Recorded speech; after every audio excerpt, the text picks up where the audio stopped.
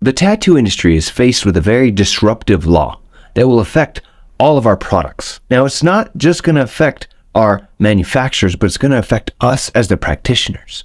You see, anything that's going to be applied to the body for beautification is going to be heavily scrutinized by the FDA. And I think we put things on people's bodies, right?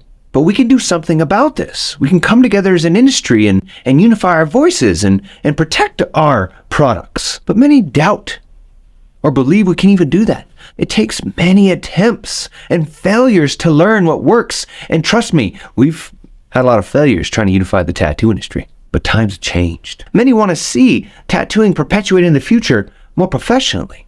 There's the recognition that by coming together and unifying our efforts, we can do so much more, especially in regards to regulations. You see, I joined this platform called the Launchpad by Tattoo Smart, and that's where I got to meet other vetted professionals from around the world. And I was surprised at how many places throughout the world and in the industry are people who are working together to safeguard their areas. Now, we also can't deny that the tattoo industry is a billion-dollar industry. It is huge. As I said, it's on TV.